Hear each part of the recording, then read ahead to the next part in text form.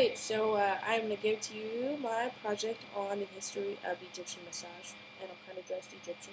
A little headphones. So yes, Egyptian massage goes as far back as 3000 BC. That's before Christ. It goes. That's a long time. And it was actually found one of the first pictographs in the tomb of Anakamon, who was the physician of the time, one of the most famous physicians. He was also sort of a psychoanalyst, a family practitioner, also a massage therapist. And there were tons of pictographs in his tomb, but one of the very popular ones that you may see in all sorts of institutes today was that one. And there's a bit of debate about whether or not it was about people giving pedicures or if they were giving reflexology, but we now know today that it was probably more or less reflexology because the Egyptians believed that there were pressure points in the body, especially the ones that were in the hands, the feet, and behind the ears, that could alleviate any disease in the body. So that was a huge part of their massage practice, was to work on the reflexology of those points to get the energy flowing. But more so, they were more adjusted to light and color therapy.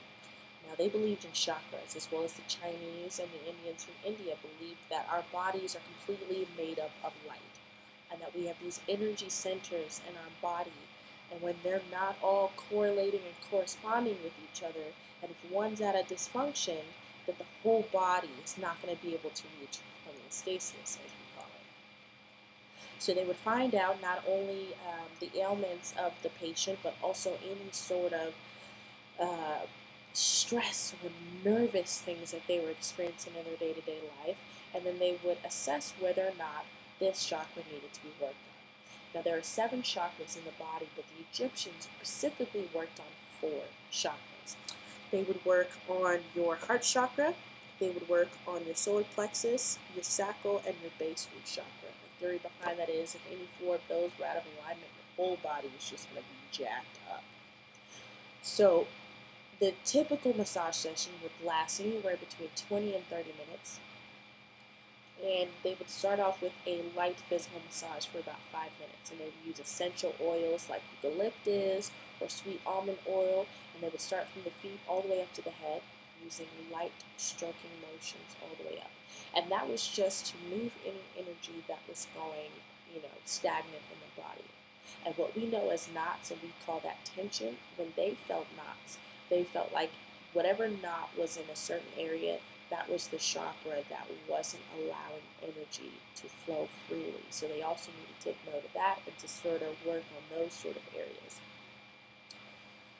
And then they would do a meditation massage. So right after you get that light stroking physical massage from the feet all the way to the head, you would have some sort of chanting that would be going on that would release you into a meditative state of peace and love and healing.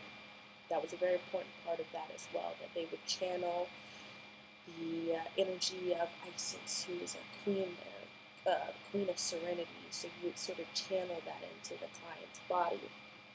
And then they would work on pressure points. And again, the pressure points are located in the ears, the hands, the feet. We have lots of pressure points, trigger points, if you will. But they specifically worked on those 3 because they felt like those 3 were the top ones that ran the entire body. Because the Egyptians worked in a pyramid setting. Yes, pyramids were very popular and famous and all that stuff in Egypt. They also believed that our bodies were broken down into 3 pyramids, from your head to your shoulders, from your shoulders down to your hips, from your hips all the way down to your feet. So they would work on those pressure points to release any stagnant energy in there. And then from there, they would work a little bit of reflexology, again, hands, feet. And they would go into the most important aspect of the Egyptian modalities, which was light and color therapy. When you're working with chakras, it's all about colors, it's all about energy. And certain chakras relate and correlate to certain colors. So if there was a client who was coming in with their root chakra upset, and for that, I'm talking about constipation, diarrhea, Crohn's disease, cold fingers, toes, frequency of urination, hypertension, anything like that, they knew, okay, your sacral chakra needs to be worked on. So they would wrap the client in red silk cloth. They would lay them on the table, and they would put them in solarized paneled rooms. And so these rooms would be completely covered in red painted glass. They remove the covering and allow the sunlight to emit onto the glass, onto the patient, and they would now have this vibrant red light coming in through them and into their bodies, changing them cellularly and energy-wise. And once they did that, and they allowed the patient to sit there for about 5 to 10 minutes, emitting and absorbing that energy into their body, they would move into some form of Reiki, which is calling upon the sun and its energies to heal the patient. In Reiki nowadays, we call upon the universal spirit or the energy that is, and they believe that the sun was everything. So the sun was the one to give you light and love and healing abilities for the patient. They would go into a light facial massage because youthfulness was everything for them, making sure the skin was beautiful, light stroking, facial massage all the way up, releasing any energy and tension in the face. And they would close out a session with solarized water, which is where, according to the physician and what sort of ailment they were exhibiting, and what chakra, excuse me, and what chakra was in dysfunction. And since we're talking about this, the sacral chakra, or the base root chakra, which is the red chakra, they would have all these vases that were red or green or yellow that were clear, that had been sat in the sun, and they were sat there to absorb the sun's rays through the colored pane glass into the water, and they would have the client drink it. So not only were they absorbing it through the skin, but they were also taking it orally.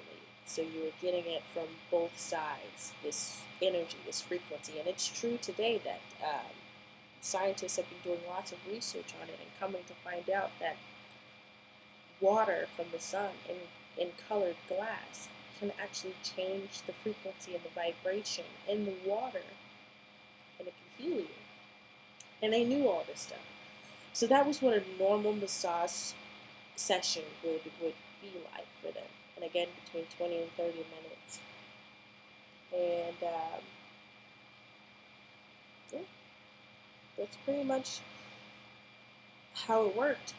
And the Egyptian massage, I've got a video here of a doctor from our modern times talking about the wonderful things that light can do for your body. Here it is. I've been working with light for a number of years, and I wrote about this one book maybe 7 or 10 years ago. But the research continues. I found that certain frequencies of light have certain activity. Red light acts as an anti-inflammatory. Certain forms of near blue light help with healing. Certain problems in the skin also help as anti-inflammatory. Certain forms of infrared light and increase production of collagen and elastin. In fact, so I did a number of studies looking at specific frequency of infrared light. And infrared is invisible. You will not see it. If I had a little block of LEDs in my hand right now and turned it on, you would see nothing because it's infrared.